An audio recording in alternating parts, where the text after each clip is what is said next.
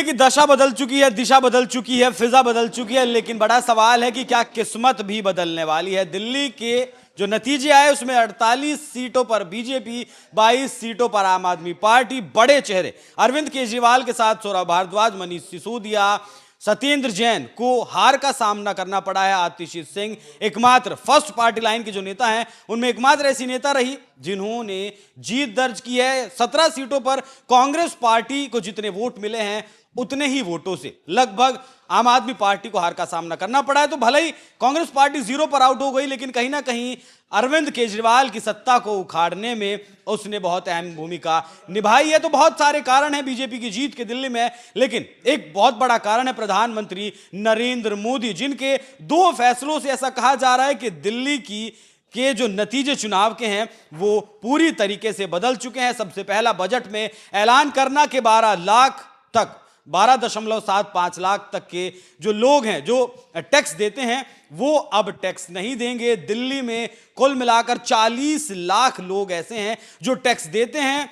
3.25 करोड़ की जनसंख्या है, 1.5 करोड़ के आसपास मतदाता हैं। इस बार भले ही लगभग 90 लाख के आसपास वोट पड़े, लेकिन गौर करने वाली बात है कि 40 लाख लोग टैक्स देते हैं दिल्ली में। और दिल्ली के मुख्यमंत्री अरविंद केजरीवाल ने, पूर्व मुख्यमंत्री अरविंद केजरीवाल ने पिछले साल कहा था कि दिल्ली से 1.78 लाख करोड़ का टैक्स दिल्ली के लोगों से आया है। लेकिन जो ये 12 लाख का स्लैब भारत सरकार के द्वारा उस बजट में दिया गया, उससे तकरीबन 67% लोगों पर सीधा असर पड़ेगा। मतलब अब पहले जो लोग 40 लाख लोग टैक्स दिया करते थे वो उनकी संख्या घटकर अब सीधे तौर पर 15 लाख के आसपास रह जाएगी। पहला बड़ा फैसला तो ये रहा। और दूसरा बड़ा फैसला रहा कि 8th पे कमीशन जो सरकार की तरफ से लागू किया गया, उसमें लगभग दिल्ली के 5 लाख लोग आते हैं, जो 5 लाख लोग सरकारी नौकरी या फिर पेंशन लेते हैं, उन पर सीधा असर इसका पड़ा। और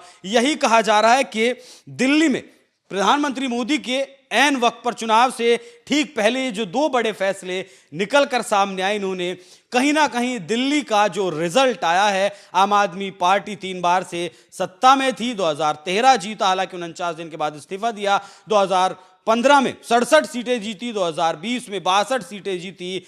उसके बाद इतनी बड़ी हार की उम्मीद आम आदमी पार्टी की किसी ने नहीं की थी। तो एक तरफ राहुल गांधी की पार्टी कांग्रेस वोट कटवा साबित हुई, दूसरी तरफ प्रधानमंत्री मोदी के 2 बड़े फैसले जिन्होंने सीधे सीधे दिल्ली के मिडिल क्लास को प्रभावित किया। और ये जो वोट ट्रांसफर मिडिल क्लास का आम आदमी पार्टी को 2020 के चुनाव तक होता था, वो वोट ट्रांसफर इस बार के विधानसभा चुनाव में कहीं ना कहीं बीजेपी को हुआ है। और इसी का कारण है कि बीजेपी ने बड़ी जीत दिल्ली में हासिल की। अब देखना दिलचस्प होगा कि 10 साल के शासन के बाद, 27 साल के वनवास के बाद बीजेपी लौटी है। 10 साल अरविंद केजरीवाल रहे। अब क्या दिल्ली की किस्मत भी बदलेगी? ये बड़ा सवाल रहेगा। बाकी इस पूरी खबर पर क्या कुछ आपकी राय कमेंट कर में जरूर बताएं। धन्यवाद।